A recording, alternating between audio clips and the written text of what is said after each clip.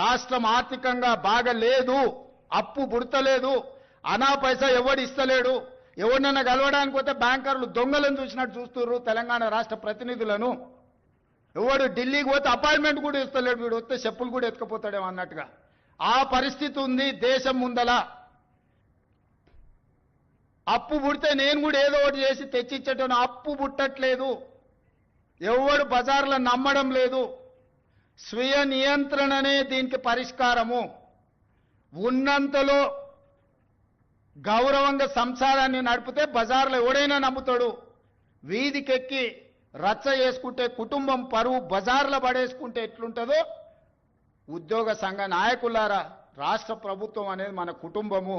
ఈ పరువును బజార్లో మీరు పడేస్తాము అనంటే కుటుంబ పెద్దగా వద్దు అని నేను విజ్ఞప్తి చేస్తున్నా. 3 నెలలకు ఒకసారి బయటకు వస్తాడు, తిడతాడు, పోతాడు, అది ఫెయిలు, ఇది ఫెయిలు, ఇది ఫెయిలు, అది ఫెయిల్ అని.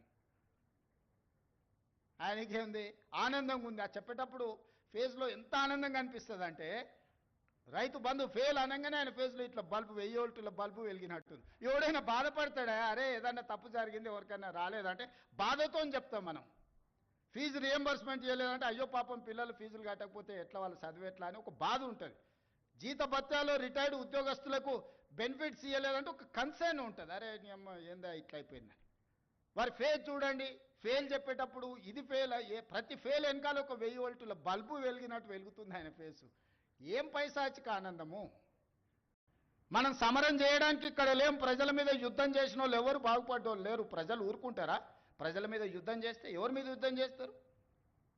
ఈ 9 లక్షల మంది ప్రభుత్వ ఉద్యోగులందరూ కలిస్తే, మేమందరం కలిస్తేనే ప్రభుత్వం, మనందరం కలిసి పనిచేస్తేనే పేదలకు మేలు జరుగుద్ది. ఏది పెంచుదామో చెప్పుండ్రి, ఎక్కడ ధరలు పెంచుదామో చెప్పుండ్రి. ధరలు పెంచకుండా, ఉన్న పథకాలను ఆపకుండా కొత్త కోరికలు నెరవేరవు. కొత్త కొత్త కోరికలు కోరుకొని మనము నిరసనలో, ధర్నాలో, దీక్షలో, బందో చేస్తే ఉన్న వ్యవస్థ కూడా కుప్పగూలుతుంది. ఉన్నది కుప్పగూల్చుకుంటే ఇంకా మళ్ళీ తిరిగి తేరుకోవడానికి కూడా ఇంకేం లేదు. ఇంకో దివాలా రాష్ట్రంగా మనం మారుతాము. దివాలా నాయకులు ఈరోజు సమరం అని ప్రకటిస్తారు. ఎవరి మీద సమరం చేస్తారు? ఎవరిని మీరు ఈరోజు ఎవరిని నిందించదలుచుకున్నారు? ఎవరిని కొట్టదలుచుకున్నారు? ఎవరి మీద మీరు యుద్ధం ప్రకటిస్తున్నారని నేను సంఘాల నాయకులను అడగదలుచుకున్నా. మీకు బాధ్యత లేదా? 35 సంవత్సరాలు ప్రజలు మన జీత భత్యాలు ఇచ్చి రిటైర్ అయిపోయిన తర్వాత మనకు పెన్షన్ కూడా ఇచ్చి మన కుటుంబాలను ఆదుకుంటున్న 98% ప్రజల యొక్క పెన్షన్లు కానీ, రైతు రుణమాఫీ కానీ, రైతు భరోసా కానీ, ఉచిత కరెంటు కానీ, షాదీ ముబారక్ కానీ, కళ్యాణ లక్ష్మి కానీ, ఆర్టీసీలో ఆడబిడ్డలకు ఉచిత ప్రయాణం కానీ, ఇవన్నీ చేయాల్సిన బాధ్యత ప్రభుత్వ ఉద్యోగ సంఘాల నాయకుల మీద లేదా? ప్రజాప్రతినిధుల మీద మాత్రమే ఉన్నదా? మాకే కాదు, మీకు కూడా వాళ్ళే జీతభత్యాలు ఇస్తున్నారు. మీకు ఉద్యోగాలు ఇచ్చింది కూడా ఈ ప్రజలే కదా. మీకు ఉద్యోగాలు ఇచ్చిన వాళ్ళే మాకు ఉద్యోగాలు ఇచ్చారు. మనందరం కలిస్తేనే ప్రభుత్వం.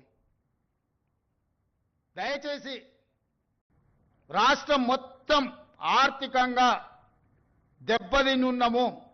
ఒక కుటుంబం విచ్ఛిన్నమైపోయి, చిన్నాభిన్నమైపోయి, ఆర్థికంగా పూర్తిగా దివాలా తీస్తే ఎట్లుంటుందో తెలంగాణ రాష్ట్ర ప్రభుత్వం యొక్క ఆర్థిక వ్యవస్థ అట్లనే ఉంది. ఈ రాష్ట్ర ప్రభుత్వాన్ని నడుపుతున్న నేను కూడా అట్లనే ప్రణాళిక వేసుకొని రూపాయి ఎక్కడ ఉంది, ఎక్కడ ఖర్చు పెంచకుండా దుబారా మొత్తం తగ్గించి, ముఖ్యమంత్రిగా ఎక్కడికి పోయినా నాకు ప్రత్యేక విమానం తీసుకొని పోవచ్చు. ప్రత్యేక విమానం కాదు కదా, మామూలు విమానంలో కూడా ఎకానమీ టికెట్ కొనుక్కొని పోతున్నా. విదేశాలు పోతే కూడా ఫస్ట్ క్లాస్ ఏది కావాలన్నా ముఖ్యమంత్రికి ఆ హోదా ఉంటుంది.